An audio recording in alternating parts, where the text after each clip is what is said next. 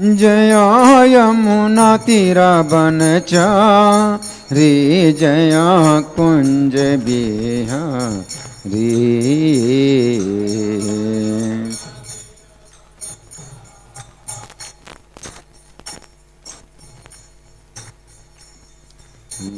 जय राधा माधव जय कुंज बिहारी।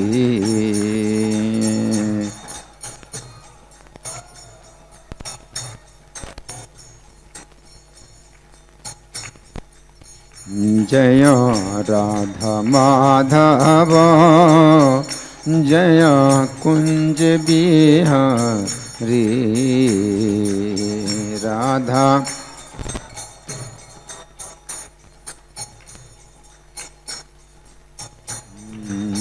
नितय गौर हरि बोल हरि बोल हरि बोल हरि बोल।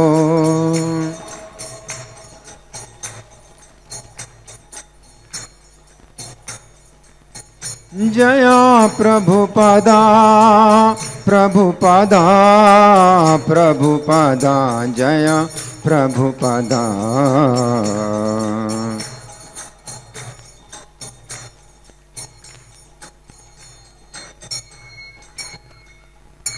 सब लोग प्रणाम करें। जय ओम विष्णुपाद परमहंस परिव्राजकाचार्य अष्टोत्तर श्री श्रीमधि डिवाइन ग्रेस अभयचरणारविंद भक्ति वेदांत स्वामी श्रीला प्रभुपाद की जय। नित्य लीला प्रविष्ट ISKCON founder acharya saviour of the whole world जगत गुरु श्रीला प्रभुपाद की जय। नामाचार्य हरिदास ठाकुर की जय। प्रेम से कहो श्री कृष्ण चैतन्य प्रभु नित्यानंदा श्री अद्वैत गदाधर श्रीवासादि गौर भक्त वृंद की जय। श्री श्री राधा पार्थ सारथी ललिता विशाखा गोप गोपिका श्याम कुंड राधा कुंड गिरि गोवर्धन की जय।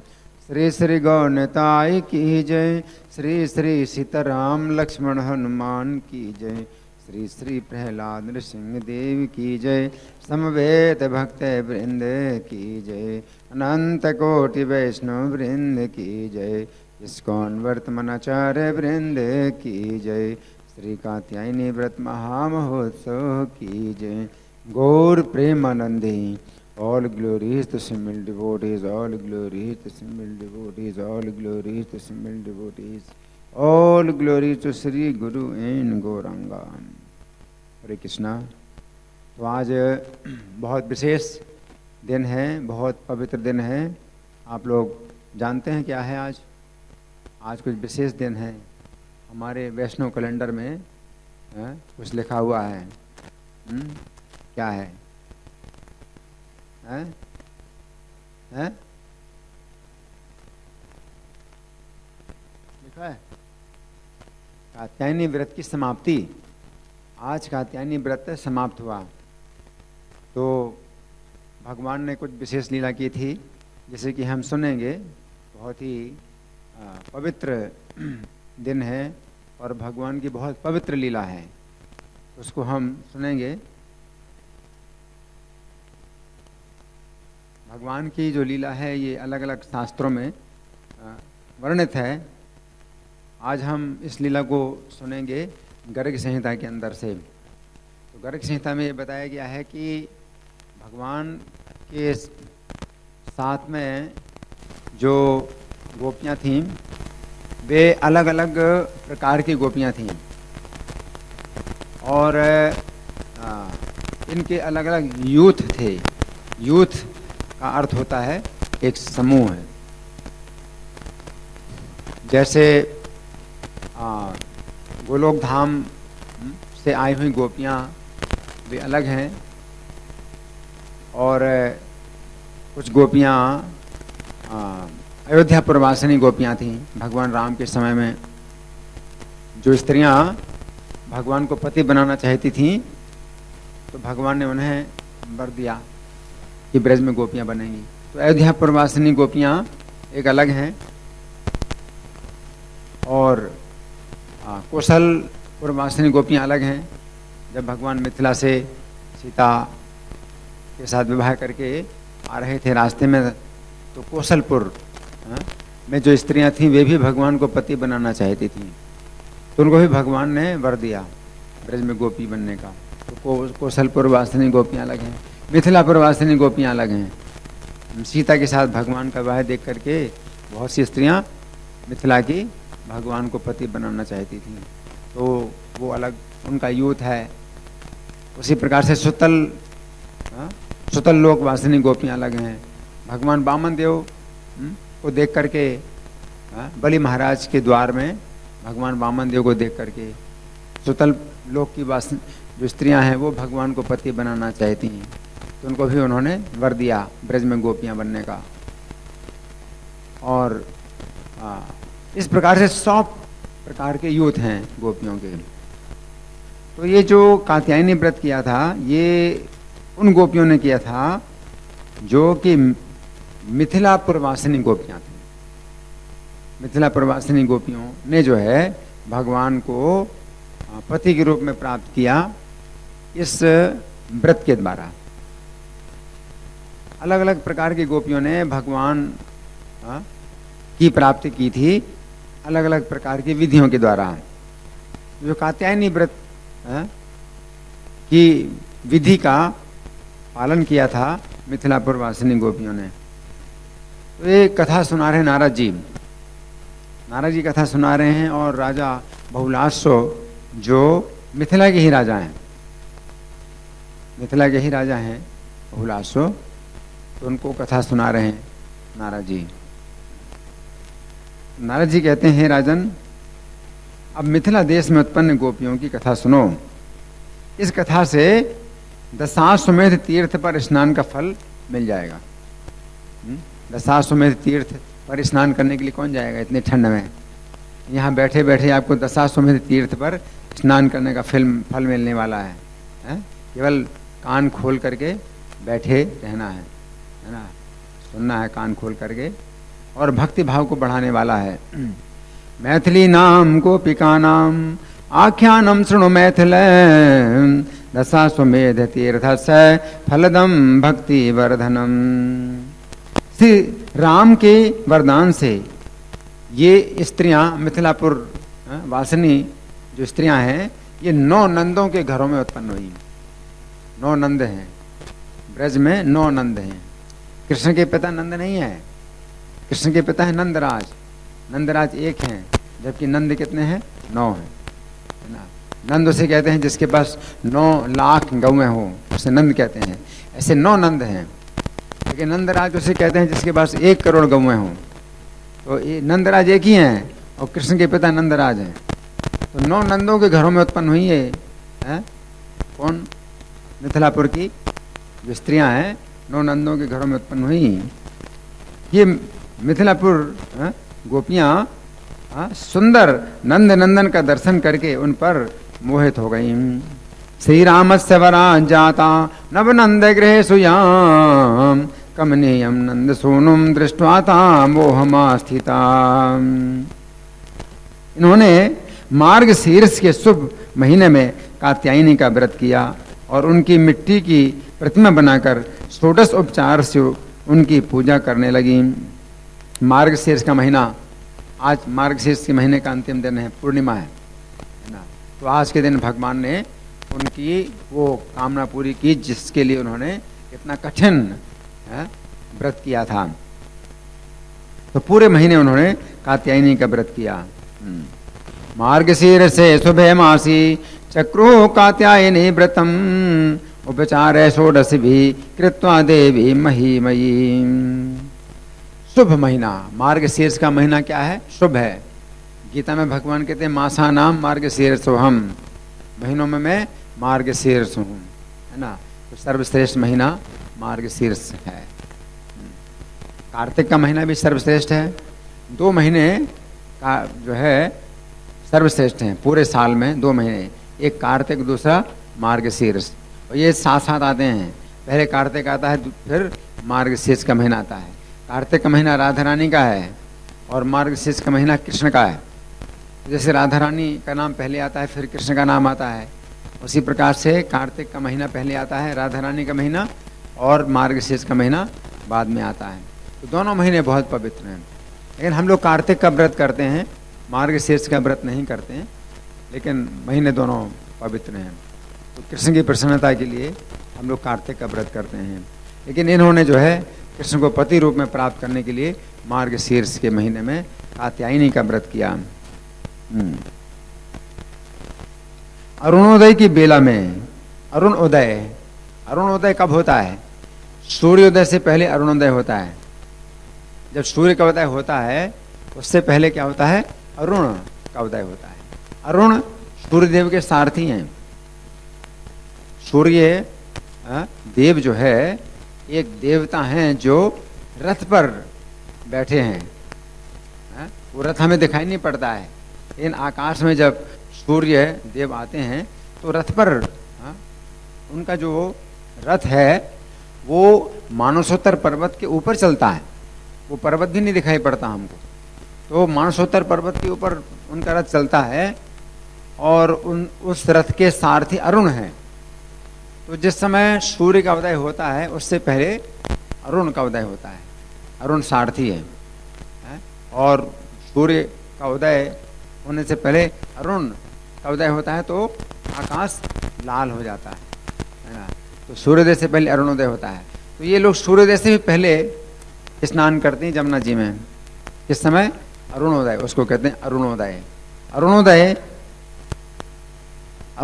अरुणोदय की बेला में ये प्रतिदिन एक साथ भगवान के गुण गाती हुई आती और श्री यमुना जी के जल में स्नान करती हैं।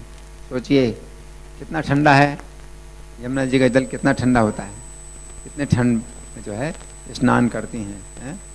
तो भगवान को प्राप्त करने के लिए कुछ शरीर को कष्ट तो देना है, तो स्नान करती हैं। अरुणोदय वेलायाम स्नाता श्री यमुना जले नित्यम समेता जगमुर गायन्त्यो भगवन गुणान। और जो है स्नान अपने घर से जब निकलती हैं तो भगवान कृष्ण का गुणगान करती हुई जाती हैं यमुना जी में स्नान करने के लिए। एक दिन ये ब्रजांगनाएं अपने वस्त्र यमुना जी के किनारे रखकर उनके जल में प्रविष्ट हुईं और दोनों हाथों से जल उलीचकर एक दूसरी को भिगोती हुई जल विहार करने लगीं। एकदा स्ववस्त्राणि तीरे न्यस्य ब्रजांगनां विजयरुर्यमुना तोये कराभ्याम सिंचतीर्मिथा। तो प्रातःकाल भगवान श्याम सुंदर वहाँ आए।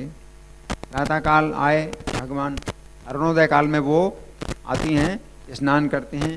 प्रातःकाल में भगवान आते हैं। प्रातःकाल 5:46 से शुरू होता है। भगवान श्याम सुंदर वहाँ आए और तुरंत उन सबके वस्त्र लेकर कदम पर आरूढ़ हो चोर की तरह चुपचाप बैठ गए। तो ऐसा लगता है कि भगवान शायद उनके साथ कुछ अन्याय कर रहे हैं, लेकिन वास्तव में भगवान उनकी इच्छा पूरी कर रहे हैं। उनके व्रत का जो उनकी कामना थी उसको भगवान पूरी करते हैं। तो भगवान जो उनके वस्त्रों का जो हरण कर रहे हैं तो ये भगवान की ओर से बहुत बड़ी उनके ऊपर कृपा है कि भगवान उनके पति बन रहे हैं। और पति ही जो है अपनी पत्नी के वस्त्रों को छू सकता है। तो इस तरह से भगवान ने जो है उनकी इच्छा पूरी की। और भगवान को पति बनाने की जो उनकी इच्छा है वो इंद्रिय तृप्ति पर आधारित नहीं है, वो शुद्ध भाव है उनका।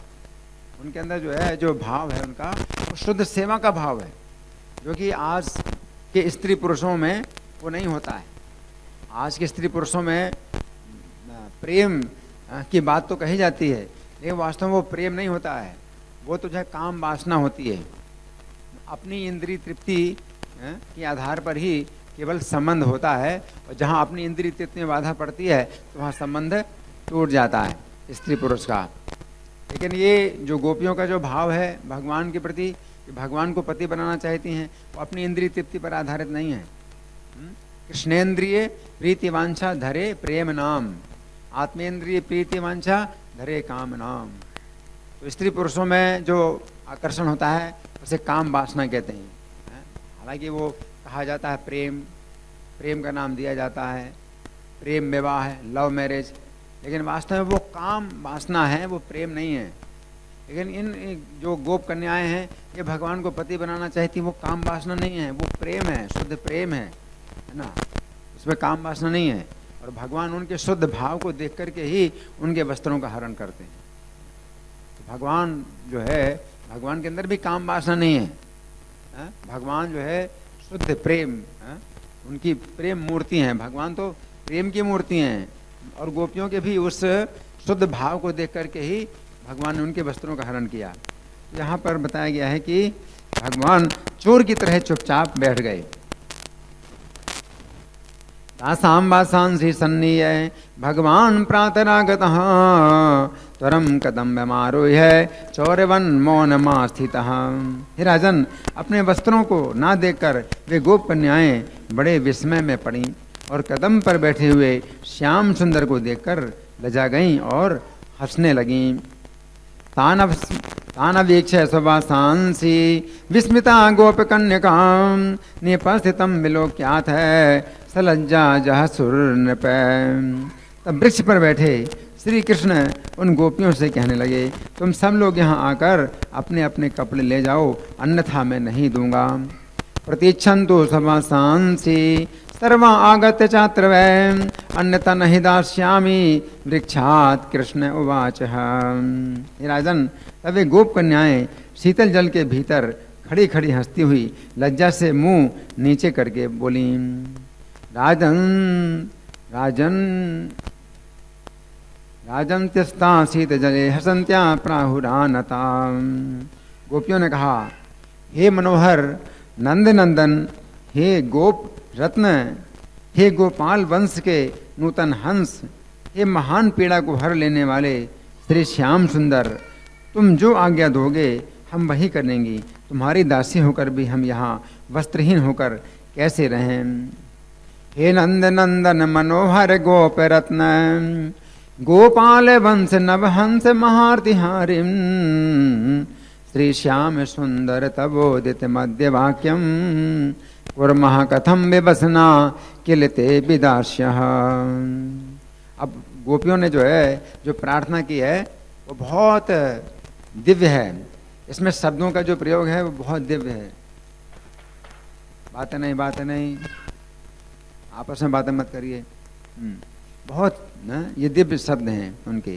क्या कहती हैं, हे नंद नंदन, हे नंद नंदन, नंद को आनंद देने वाले, मनोहर मन को हरण करने वाले, गोप रत्न, गोपों के रत्न हैं, गोपों के रत्न हैं आप, गोपों में रत्न हैं। गोपाल वंश नव हंस, और गोपालों के वंश में आप नवीन हंस के समान हैं। यानी गोप का जो वंश है वो जैसे बहुत बड़ा सरोवर है, उसमें आप नवहंस के समान है। गोपाल नवहंस महारतिहारिन, और बहुत बड़े कष्ट को दूर करने वाले, बहुत बड़े बड़े कष्टों को दूर करने वाले आप हैं। महारतिहारिन श्री श्याम सुंदर तब उदित मध्य वाक्यम कुर्मः। आपने जो कुछ भी कहा हम वो सब कार्य करेंगी। गोपियाँ क्या कहती हैं, आप जो कुछ भी कहेंगे हम वो सब कार्य करेंगी। क्यों? क्योंकि हम आपकी दासियां हैं, हम आपकी दासियां हैं। आप जो कुछ कहेंगे हम वो सब कुछ करेंगी। लेकिन समस्या क्या है, कथम विवसना किलते विदास्या। आपकी दासी होकर के भी हम कैसे वस्त्र रहित रहें। कितना अच्छा उनका तर्क है कि हम आपकी दासियां होकर के, ये तो आपके ही लिए लज्जा की बात है कि हमारे पास वस्त्र ना हो। हम आपकी दासियां, आपकी दासी होकर के अगर हमारे पास वस्त्र ना हो तो आपके लिए कितनी लज्जा की बात है। आप अपने भक्तों की सब कामनाएं पूरी करते हैं और हम आपकी दासियां, हम आपको समर्पित हैं दासियां, और हमारे पास वस्त्र ना हो, है ना, तो ये आपके लिए कितनी बड़ी लज्जा की बात है। असंख्य ब्रह्मांडों के स्वामी आप और हम आपकी दासियां, हमारे पास वस्त्र नहीं। तो ये मतलब उन्होंने भगवान के ऊपर एक बहुत बड़ा भार चढ़ा दिया है कि हमको जो है आप ऐसा अगर रखें, अपनी दासियों को आप ऐसे रखें, है ना, तो आपके लिए कितनी लज्जा की बात है। कहती हैं, हाँ, तबोदित वाक्यम कुर्मः, हम आपके है कहे हुए वचन को पूरा करेंगी।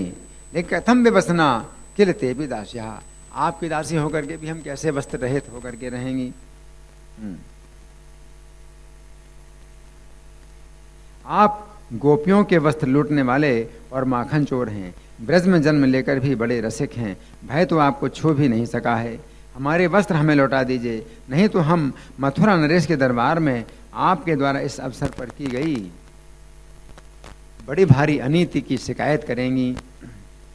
गोपांगना वसन मुन नवनीत हारी, जातो ब्रजे तिरसिका किल निर्भयोसी, वासांसि देहि नहीं चेन मथुराधिपाय, वक्ष्यामहे नयमतीव कृतम तो यात्र।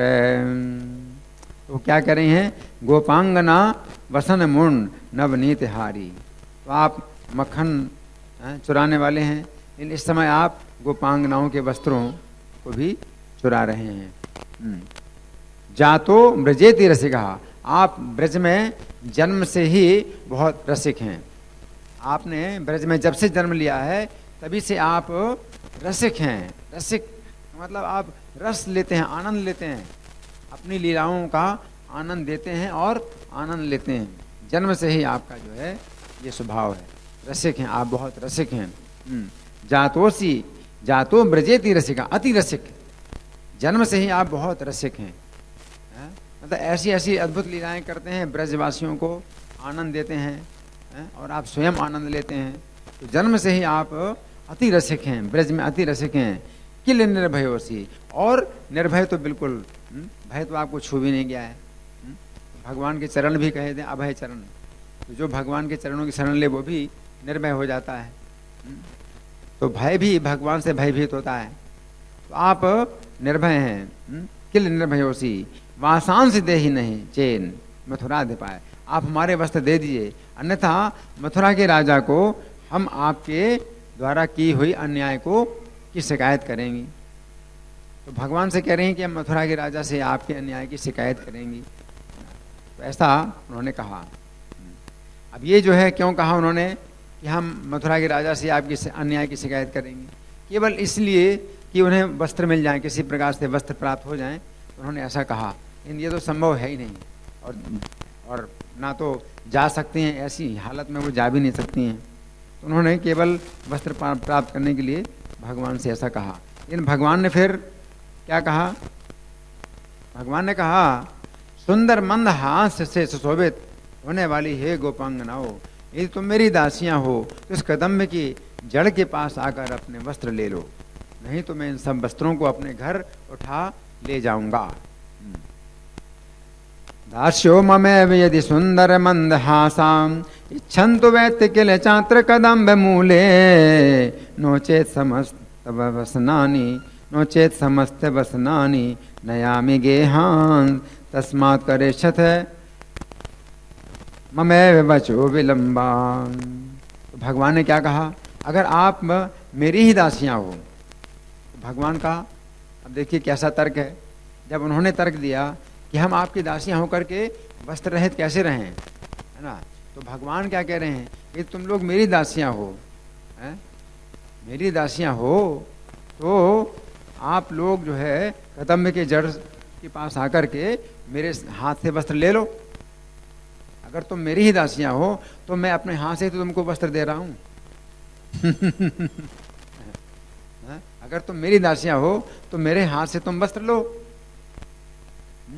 दास को क्या चाहिए, वस्त्र चाहिए, तो मालिक के हाथ से वस्त्र ले। तो मैं अपने हाथ से तुम्हें वस्त्र दे रहा हूं तो मेरे हाथ से वस्त्र लो। तो भगवान का कितना अच्छा तर्क है कि उन्होंने कहा कि आपके हम दासियां होकर के कैसे वस्त्र रहित रहें। तो उन्होंने कहा कि तुम वस्त्र रहित नहीं रहोगी, भगवान के तुम वस्त्र रहित नहीं रहोगी, मैं तो तुमको दूंगा। अगर तुम मेरी दासी हो तो मेरी आज्ञा का पालन करो और मैं तुम्हें वस्त्र दे रहा हूं। और तुम किसी दूसरे पुरुष के सामने वस्त्र रहित नहीं रहोगी, मेरे ही सामने अगर तुम वस्त्र रहोगी तो तुम मेरी दासियां हो। तो भगवान जो है उनकी इच्छा पूर्ति कर रहे हैं कि भगवान को पति बनाना चाहती हैं। तो ऐसी स्थिति में ये आवश्यक है कि भगवान के सामने वो वस्त्र रहित हों। इसलिए भगवान ने कहा कि तुम वस्त्र मेरे हाथ से ले लो। तो भगवान कहते हैं कि नो चेत समस्त वस्त्रानि नयामि गेहांस, अन्यथा इस सब वस्त्रों को मैं अपने घर ले जाऊंगा। तस्मात् करिष्यते ममे वचो विलम्ब, इसलिए मेरे वचन का पालन तुरंत करो, शीघ्र करो। भगवान कहते विलम्ब मत करो, तो तुम वस्त्र रहित नहीं रहना चाहती हो तो विलम्ब मत करो, वस्त्र लो। अगर तुम चाहती हो वस्त्र लेना है तो मैं तुम्हें वस्त्र दे रहा हूं और तुम मेरी दासी हो तो मेरे हाथ से वस्त्र लो और विलम्ब मत करो।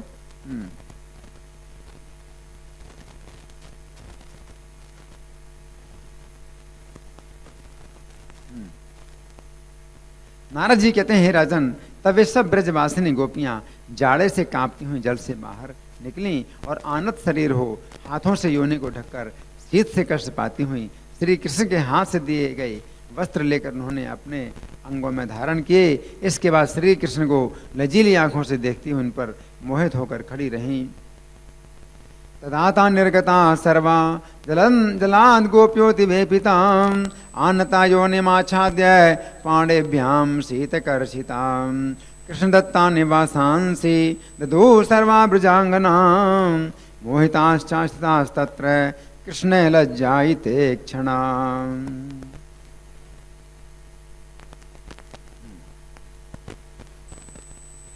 भगवान उनकी परम प्रेम सूचक अभिप्राय को जानकर मंद मंद मुस्कुराते हुए श्याम सुंदर श्री कृष्ण उन पर चारों ओर से दृष्टिपात करके इस प्रकार बोले, ज्ञात्वा तासाम अभिप्रायम परम प्रेम लक्षणम आह मंद स्मितः कृष्ण समन्तान वीक्षता वचः। तो यहाँ पर फिर वही बात आई है कि उनका अभिप्राय जब भगवान ने देखा कि परम प्रेम लक्षण, परम प्रेम का लक्षण है उनके अभिप्राय में, तो भगवान जो है उनसे ये बात बोले। तो परम प्रेम का अभिप्राय है, मतलब ये इसमें काम वासना नहीं है बिल्कुल, है ना। तो भगवान उनसे बोले, श्री भगवान ने कहा, हे गोपांगनाओ, तुमने मार्ग शीर्ष मास में मेरी प्राप्ति के लिए जो कात्यायनी व्रत किया है वह अवश्य सफल होगा, इसमें संशय नहीं है। भगवान कोई हंसी मजाक नहीं कर रहे हैं, बहुत गंभीरता से बता रहे हैं कि तुम्हारा जो ये जो व्रत है, ये तुम्हारा जो अभिप्राय है इस व्रत में जितना शुद्ध है तो उसी प्रकार से तुम्हारा अभिप्राय पूरा होगा। भवतीर्भिर्मार्ग शीर्षे कृतम कात्यायनी व्रतम मदर्थम तच्च सफलम भविष्यति न संशयः।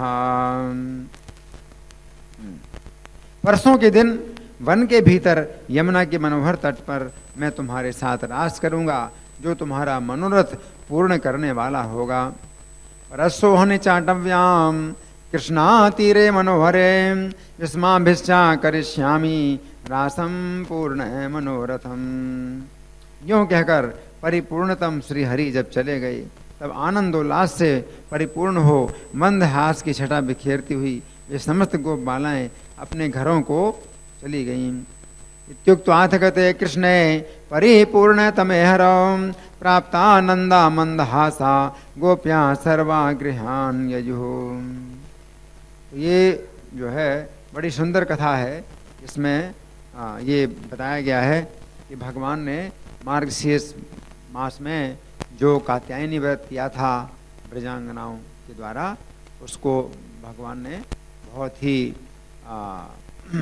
अच्छे तरीके से उसको पूर्ण किया और उनको आश्वासन दिया कि आगे चल करके वे रासलीला में सम्मिलित होंगी।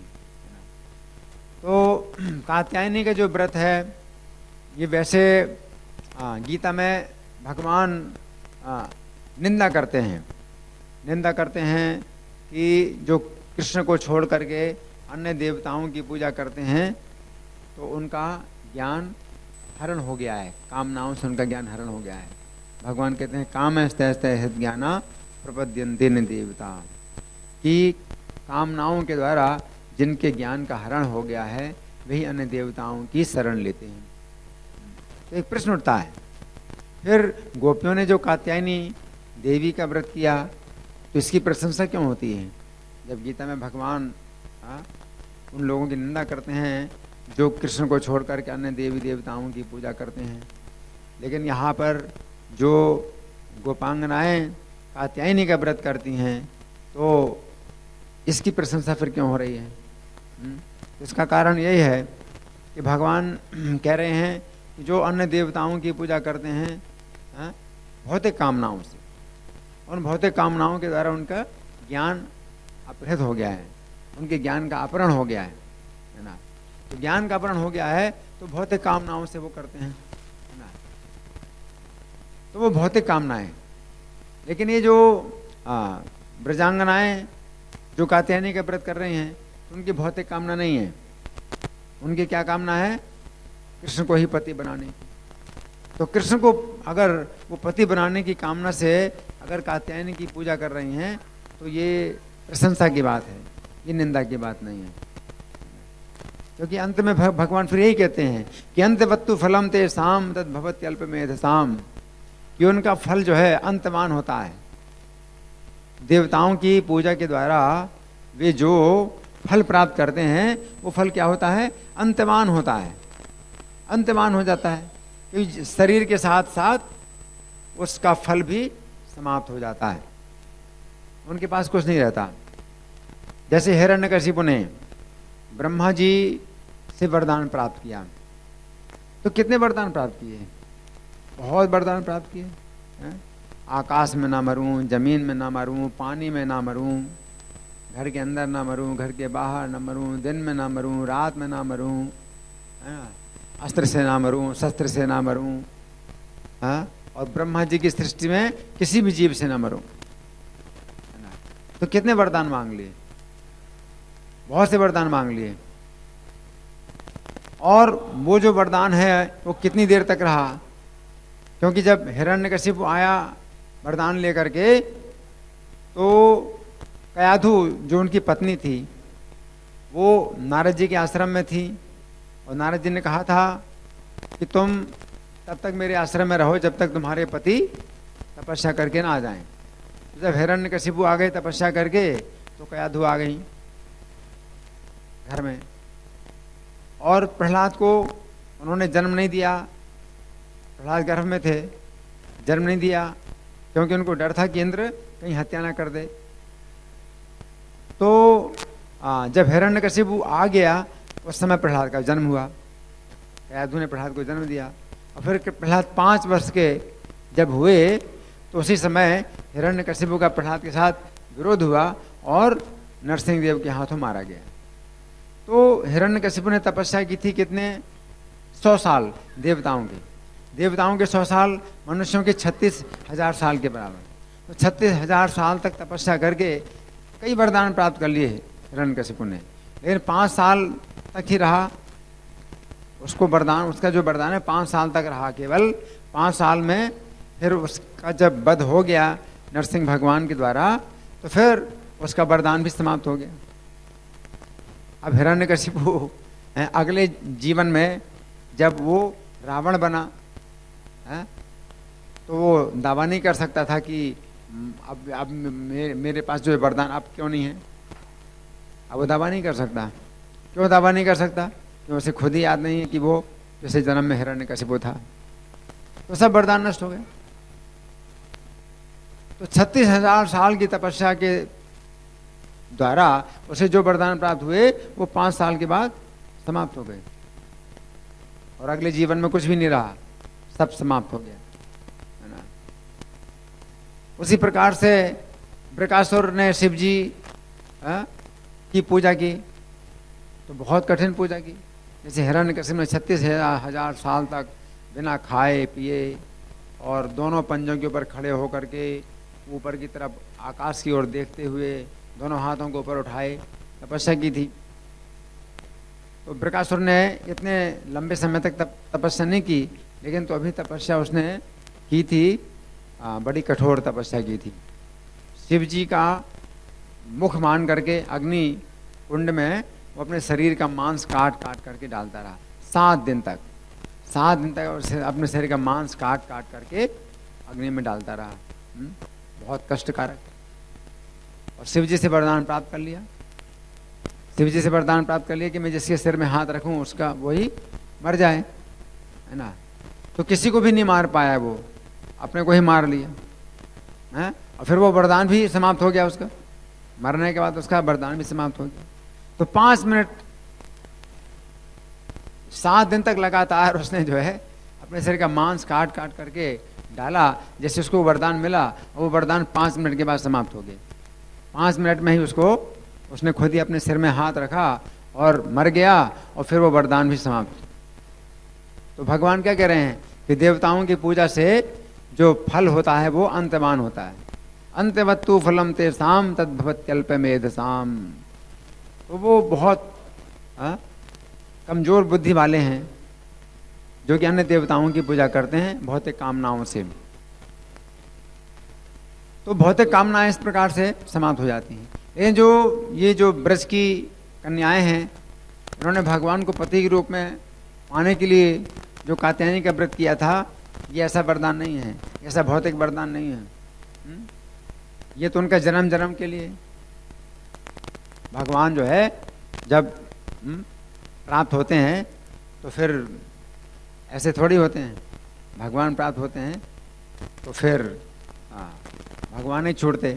भगवान फिर हमेशा के लिए प्राप्त हो जाते हैं और हमेशा के लिए संसार छूट जाता है। संसार के जितने दुख हैं सब दूर हो जाते हैं हमेशा के लिए, भगवान प्राप्त। तो भगवान की प्राप्ति के लिए, कृष्ण की प्राप्ति के लिए उन्होंने जो व्रत किया था, तो ये प्रशंसा की बात है। तो इस तरह से कात्यायनी का व्रत आज मतलब पूरा हुआ था। और अलग अलग शास्त्रों में तो काफ़ी विस्तार से वर्णन है, इसमें तो बहुत संक्षेप में वर्णन है, दूसरे शास्त्रों में काफ़ी विस्तार से वर्णन है। लेकिन भगवान की वस्त्र हरण की जो लीला है, तो इसको ऐसे नहीं समझना चाहिए कि जैसे दुशासन ने द्रौपदी के वस्त्र हरण किए। दुशासन ने द्रौपदी के वस्त्र हरण किए, है ना, तो ये तो बहुत बड़ा अन्याय था। लेकिन भगवान ने जब इन ब्रज कन्याओं के वस्त्र हरण किए, तो ये भगवान की बहुत विशेष दया थी, उनकी दया थी और विशेष सम्मान किया भगवान ने। भगवान अगर उनके वस्त्र ले रहे हैं, भगवान उसके वस्त्र छू रहे हैं, तो भगवान उनको पवित्र कर रहे हैं, भगवान उनको स्वीकार कर रहे हैं। कि वो उनका जो भाव है, भगवान को पति बनाने का भाव है, उसी को भगवान पुष्ट करना चाहते हैं। लेकिन जब दुशासन द्रौपदी के वस्त्र हरण कर रहा था, तो वो द्रौपदी का अपमान करने के लिए, उसमें अपमान का इरादा था। द्रौपदी को भरी सभा में बुलाया जहाँ सब पुरुष हैं और अकेली स्त्री, उसको नग्न किया जा रहा है, जबकि यहाँ पर कोई पुरुष नहीं है, अकेले पुरुष भगवान हैं और बाकी सब स्त्रियाँ हैं। तो बहुत अंतर है। और भगवान सम्मान पूर्वक उनको जो है वस्त्र देना चाहते हैं, बहुत सम्मान पूर्वक भगवान उनको वस्त्र देना चाहते हैं और उनके व्रत का सम्मान कर रहे हैं, आदर कर रहे हैं, है ना। जबकि दुशासन द्रौपदी का अपमान कर रहा है। तो भगवान की जो लीलाएं हैं, तो ये नकल करने के लिए नहीं होती हैं। अगर कोई नकल करता है भगवान की लीलाओं का, तो फिर भगवान की लीलाओं का वो रस नहीं प्राप्त हो सकता और इसमें अपना पतन है। इसलिए भगवान की लीलाओं का अनुकरण नहीं किया जा सकता है, और विशेष रूप से इन लीलाओं का। भगवान के कुछ तो ऐसे कार्य हैं जो कि उनके उपदेश के अनुसार हैं। भगवान के कुछ कार्य हैं जो उनके उपदेश के अनुसार हैं, तो उनका तो हमें पालन करना चाहिए। लेकिन कुछ भगवान के ऐसे कार्य हैं जो जिनमें भगवान का उपदेश नहीं है कि हम करें, लेकिन भगवान करते हैं तो उनकी नकल नहीं करना चाहिए।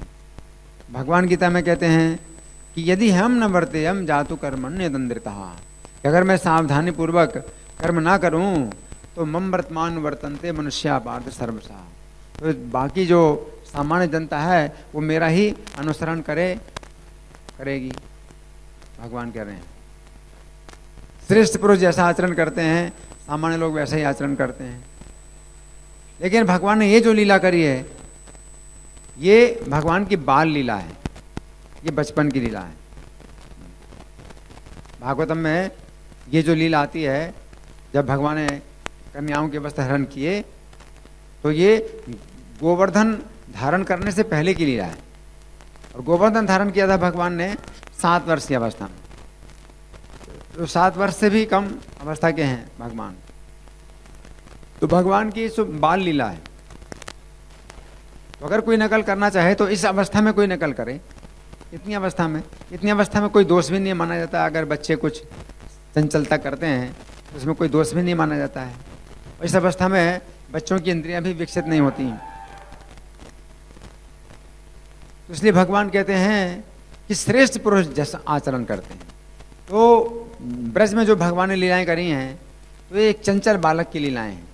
ये श्रेष्ठ पुरुष की लीलाएं नहीं है। समाज में जब कोई श्रेष्ठ स्थान प्राप्त हो जाए और वो जैसा कार्य करता है, लोग उसकी नकल करते हैं। लेकिन जब भगवान ये लीलाएं करते हैं तो ये बाल लीलाएं हैं। भगवान की ये जो है बाल लीलाओं के अंदर आ जाता है। तो इसमें जो है बड़े लोग कोई दोष भी नहीं मानते हैं और ना कोई नकल करता है। इसलिए भगवान ने कहा है गीता में कि मैंने जो कुछ भी कार्य किए हैं वो बहुत सावधानी पूर्वक किए हैं। जब भगवान बड़े हो गए और शिक्षित हो गए, उसके बाद फिर उनके जो आचरण हैं वो बहुत ही श्रेष्ठ हैं।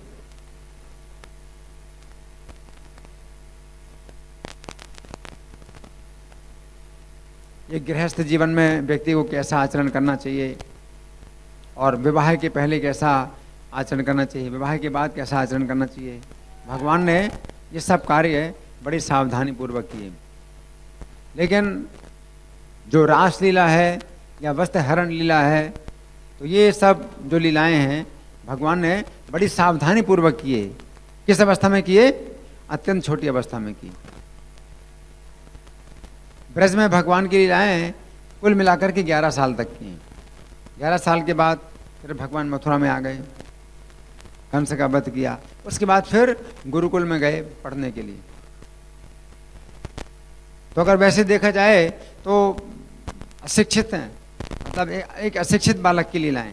अशिक्षित बालक अगर कुछ चंचलता करे तो जो बड़े लोग हैं वो कुछ दोष नहीं मानते। तो ऐसे भगवान ब्रज में लीलाएं कर रहे हैं। हालांकि लीलाएं बहुत दिव्य हैं भगवान की, लेकिन अगर ऐसे मनुष्य के रूप में अगर देखा जाए तो एक चंचल बालक की लीलाएं, तो उसमें भी कोई दोष नहीं, इसमें भी कोई दोष नहीं है। तो इस तरह से भगवान की ये लीलाएं हैं। और आज के दिन जो है भगवान ने गोपियों के वस्त्रों का हरण किया और इस तरह से उनकी जो शुद्ध कामना है वो पूरी की। आप लोगों की ओर से कोई प्रश्न है या कोई चर्चा, या मैं प्रश्न करूं? हाँ जी।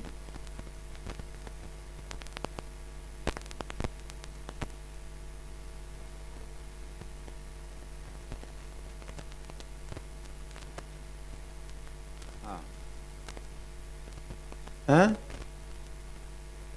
कृष्ण के लिए कैसे किया? हाँ, नहीं, वे भी उसी उम्र की हैं। हेमंते प्रथमे मासी नंद ब्रज कुमारिका चेरुर्हविष्यम भुंजाना कात्यायनी अर्चन व्रतम। तो नंद ब्रज की कुमारिकाएं, तो वो भी उतनी छोटी हैं। ये भी बताया गया ना कि जब वो जल से बाहर निकली तो योनि को अपने हाथ से ढक करके निकली। इसका मतलब है कि उनके शरीर के अंग और विकसित नहीं हुए थे, स्तन नहीं विकसित हुए थे, तो वो अपने स्तन को मतलब ढकें, तो वो मतलब बिल्कुल उनके शरीर विकसित नहीं हुए। तो उनका जो भाव है इस अवस्था में तो वैसे भी भाव होता ही नहीं, ऐसा कुछ विचार होता ही नहीं है। लेकिन जब वो मतलब कर रहे हैं व्रत तो उनका शुद्ध भाव है। इसमें एक बात और भी है कि हविष्यन चेरुर हविष्यम भुंजाना, हविष्य का भोजन करती थी। तो हविष्य के विषय में पुरुषोत्तम महात्म्य के 22वें अध्याय में वाल्मीकि मुनि ने बताया कि हविष्यान्न क्या होता है। 1 महीने तक उन्होंने हविष्यान्न का भोजन किया। हविष्यान्न का भोजन उपवास के तुल्य माना जाता है। हविष्य अन्न का भोजन अगर आप करें तो वो उपवास के ही समान माना जाता है ना।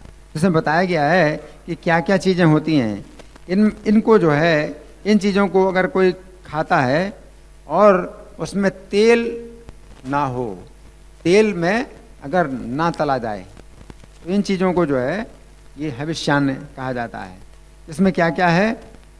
गोधूमा, गोधूमा का मतलब है गेहूँ, सालेहा का मतलब चावल, और मिता का मतलब मिश्री, मुद्गा यानी मूंग, यवास यानी जौ, और तिला यानी तिल, कला या कंगूज, नीवारा, मटर है, सावा है, नीवार है, वास्तुकम यानी बथुआ, और हिमलोचिका हुरहुल, आर्द्रकम यानी अदरक, कालसाकम कालसाक, और मूलम यानी मूल, कंदम यानी कंद, करकटीम यानी ककड़ी, रंभा यानी केला, सेंधव सेंधा नमक, सामुद्री लवणे समुद्री नमक हो, दही, और सर्पिसी यानी घी, पयो नुद धृत सारम बिना मक्खन निकाला दूध, और पनस यानी कटहल, आम्रे यानी आम, और हरितकी यानी हरड़, पिपली यानी पीपर, जीरकम यानी जीरा, और सौंठ नागरम, और तिनतिनी यानी इमली, और लवली और धात्री यानी आंवला, फलान्य गुण में क्षवम, ईख का गुड़ छोड़ करके दूसरे फल, अतैल पक्वम, अगर तेल में नहीं पकाए जाते हैं, ये सब चीज़ें तेल में नहीं पकाई जाती हैं, उबाल करके अगर केवल लिए जाएं, तो अतैल पक्वम मुनियो हविष्यम प्रबदंती चा, तो मुनियों ने इसी को हविष्य कहा है, हविष्यान्न भोजन। हविष्य भोजनम निर्णाम उपवास है समम विदुः, भविष्य का भोजन मनुष्यों के लिए उपवास के समान कहा गया है। तो उन्होंने अपनी इच्छा से ही इतना कठोर नियम धारण किया था। छोटी छोटी कन्याएं और वे भी जो है उबाल करके ये सब चीज़ें मतलब लें, इसमें जो है उनका बहुत बड़ा त्याग है। इस तरह से भगवान को उन्होंने जो है प्रसन्न किया। और कोई प्रश्न? हाँ,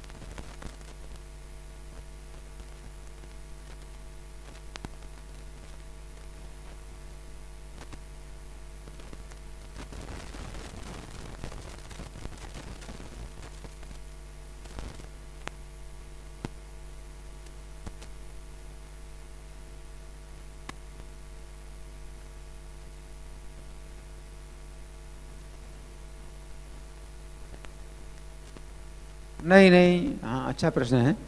नंद महाराज जो इंद्र की पूजा कर रहे हैं, तो ये कई सौ सालों से चली आ रही थी, उनके वंश में कई सौ सालों से चली आ रही थी। और ये जो इंद्र की पूजा हो रही थी, वो भी किसी भौतिक कामना के कारण नहीं हो रही थी, क्योंकि गीता में भगवान ने 3 प्रकार के यज्ञ बतलाए हैं, 3 प्रकार के यज्ञ बतलाए हैं। तो सात्विक यज्ञ में क्या होता है कि उसमें बताया गया है कि फलम, उसमें कैसा है कि अनभिसंधाय फलम यष्टव्यम एवेति मनः समाधाय सात्विकः, कि यष्टव्यम एति, ये यज्ञ करना चाहिए इस भाव से, जो है जब यज्ञ किया जाता है तो वो सात्विक यज्ञ कहलाता है। तो अगर वे देवताओं की पूजा भी अगर करते हैं, ब्रजवासी लोग इंद्र की भी पूजा करते हैं, तो कोई भौतिक कामना से नहीं कर रहे हैं, वो कर्तव्य भावना से कर रहे हैं कि करना चाहिए इसलिए कर रहे हैं। तो वे जो है इंद्र से कुछ मांग नहीं रहे, इंद्र से कुछ जो है कामना नहीं कर रहे हैं, बिना किसी कामना के कर रहे हैं। तो सात्विक यज्ञ है। तो सात्विक यज्ञ में कोई दोष नहीं है। कोई अगर देवताओं की पूजा करता है तो इसी प्रकार से यष्टव्य में वेति मनः समाधाय सात्विकः। शुरू में क्या है वो याद नहीं आ रहा, शुरू में क्या है, तो उसमें यष्टव्य में वेति मनः समाधाय सात्विकः अनभिसंधाय तु फलम से। तो मतलब ये है, सात्विक यज्ञ का मतलब यही होता है कि जब कोई देवताओं की भी पूजा करे तो उनकी पूजा में कोई दोष नहीं था, लेकिन भगवान ने इंद्र की पूजा इसलिए बंद करवाई कि इंद्र में बहुत दोष आ रहा था। इंद्र अपनी पूजा समझ रहा था। इंद्र अपनी पूजा जो समझ रहा था, तो ये जो है बहुत बड़ा दोष है। कि जो शुद्ध भक्त हैं तो वो कोई पूजा अगर स्वीकार करते हैं, गुरु हैं, साधु हैं, कोई पूजा स्वीकार करते हैं, तो वे वो पूजा को भगवान को दे देते हैं, वे अपने पास नहीं रखते हैं। जैसे सरकार के जो प्रतिनिधि होते हैं तो टैक्स वसूल करते हैं और सरकार को जमा करते हैं, अपने पास नहीं रखते हैं। लेकिन कोई अधिकारी जो है अपने पास वो टैक्स रख लेता है, सरकार को नहीं देता है, तो सरकार की नज़रों में वो चोर होता है। तो इसलिए इंद्र जो है भगवान की नज़रों में दोषी है। इंद्र को भगवान बहुत दोषी मान रहे हैं, क्योंकि इंद्र अपनी पूजा समझ रहा है कि मेरी पूजा हो रही है। वो कृष्ण को भूला हुआ है कि मेरे से ऊपर कोई परमेश्वर है, जिनकी ओर से मैं पूजित हो रहा हूँ, और वो पूजा परमेश्वर की हो रही है। तो वो इंद्र अपनी पूजा समझ रहा है। तो ये जो है इंद्र का मान भंग करने के लिए भगवान ने पूजा को बंद करा है ना। ब्रजवासियों की पूजा में कोई दोष नहीं है। भगवान ने देखा कि इंद्र को बहुत गर्व हो रहा है, इंद्र अपना अधिकार समझ रहा है कि मेरी पूजा हो रही है ना। तो यहाँ पर जो है भगवान का जो इरादा है वो इंद्र के मान का भंग करने का है। और फिर गोवर्धन की पूजा कराई, तो गिरिराज जो है महान भक्त हैं, तो वो तो भगवान को ही पूजा दे रहे हैं, और भगवान स्वयं गिरिराज अपने को बता करके और वो खा भी रहे हैं, है ना। तो गिरिराज तो मतलब महान हरिदास हैं, भगवान के बहुत बड़े दास हैं। तो इंद्र की पूजा बंद कराकर गिरिराज की पूजा करवाई। गिरिराज जो है मतलब ऐसे ही हैं। प्रभुपाद कहते हैं ना कि जो गुरु हैं, साधु हैं, ट्रांसपेरेंट मीडियम होते हैं। ट्रांसपेरेंट मीडियम का मतलब है कि जो भी पूजा होती है वो सीधे भगवान को देते हैं, अपने पास कुछ रखते नहीं। ट्रांसपेरेंट मीडियम, जैसे कि ये जो चश्मा है ना, तो वो चश्मा के द्वारा मैं देखता हूँ, तो मैं चश्मा को नहीं देख रहा हूँ, आप लोगों को देख रहा हूँ, है ना। तो उसी प्रकार से वो जो पूजा कराते हैं, अपनी गुरु हैं, साधु हैं, अपनी पूजा कराते हैं। प्रभुपाद भी अपनी पूजा कराते थे, लेकिन वो सीधे भगवान को ही पूजा देते हैं, अपनी पूजा नहीं समझ देते कि मेरी पूजा हो रही है। तो जो भक्त होते हैं, शुद्ध भक्त होते हैं, वे भी पूजा कराते हैं अपनी, लेकिन वे पूजा जो है भगवान को ही सीधे देते हैं, अपनी पूजा नहीं समझते हैं। जो गुरु हैं तो वो पूजा कराते हैं, क्योंकि भगवान का संदेश भी वो दे रहे हैं, तो उनके माध्यम से भगवान का संदेश आ रहा है, तो उनके माध्यम से भगवान की पूजा भी होती है। आप उनकी पूजा करते हैं तो भगवान को प्राप्त होती है, भगवान जो संदेश देते हैं तो उनके द्वारा आपको प्राप्त होता है। तो आप जो है उनकी पूजा करते हैं तो उनके द्वारा भगवान की पूजा हो रही है। इस तरह से वो मीडियम, ट्रांसपेरेंट मीडियम होते हैं, गुरु हैं, साधु हैं। लेकिन इंद्र ट्रांसपेरेंट मीडियम नहीं है ना। वो खुद जो है पूजा ले रहा है ना। जैसे कि ये चश्मा है, अगर गंदा हो जाए तो फिर ये चश्मा मुझे दिखाई देगा, आप लोग नहीं दिखाई देंगे, है ना। ये चश्मा जो है आप लोगों का मुझे दर्शन नहीं करने देगा, ये खुद देखेगा आप लोगों को, ये मुझे नहीं देखने देगा। उसी प्रकार से जो इंद्र जैसे देवता हैं, तो वे पूजा लेते हैं, लोगों से पूजा लेते हैं, भगवान को पूजा नहीं देते हैं, पूजा लेते हैं। ट्रांसपेरेंट मीडियम नहीं है। लेकिन जो गुरु हैं, साधु हैं, शुद्ध भक्त होते हैं। तो शुद्ध भक्त मतलब चश्मा साफ हो, तो ट्रांसपेरेंट मीडियम है। उसी प्रकार से जो भगवान के शुद्ध भक्त हैं, तो जो भी पूजा और प्रणाम, सम्मान प्राप्त करते हैं, वो सीधे भगवान को प्राप्त होता है। भगवान उनके माध्यम से पूजा प्राप्त करते हैं। और भगवान कहते भी हैं कि उनको अगर आप भोजन कराते हैं तो वो मैं ही जो है उसका आस्वादन करता हूँ, उनके मुख से मैं ही खाता हूँ। और आप अगर हवन करते हैं, घी की आहुति डालते हैं अग्नि में, तो वो भी भगवान की पूजा होती है। तो उस तरह से भी भगवान का मुख होता है, अग्नि भी भगवान का मुख है। लेकिन जो भक्त हैं, ब्राह्मण हैं, वो जो भगवान के मुख होते हैं, तो उसमें जब आप भोजन की आहुति देते हैं तो भगवान ज़्यादा उसका आस्वादन करते हैं, वो ज़्यादा श्रेष्ठ मुख होते हैं भगवान के। तो इस तरह से जो शुद्ध भक्त होते हैं वो भगवान की पूजा प्राप्त करते हैं, लेकिन वो भगवान के लिए, भगवान को ही देते हैं, अपने पास कुछ नहीं रखते। प्रभुपाद अपनी पूजा खुद कराते थे, तभी तो पूजा हो रही है प्रभुपाद की। नहीं तो कौन बताने वाला था कि प्रभुपाद की पूजा करो? भगवान प्रभुपाद ने स्वयं ही बताया कि मेरी पूजा करो, है ना। लेकिन वो पूजा जो है मतलब सीधे कृष्ण की पूजा थी। ये प्रभुपाद अपनी पूजा नहीं कराते थे, वो कृष्ण की अपने माध्यम से कृष्ण की पूजा कराते थे, है ना। धन्यवाद। श्री कात्यायनी व्रत महामहोत्सव की जय। जगत गुरु शिला प्रभुपाद की जय। श्री श्री राधा पार्थसारथी ललिता विशाखा गौरनिताई सीताराम लक्ष्मण हनुमान प्रहलाद नृसिंह देव की जय हो।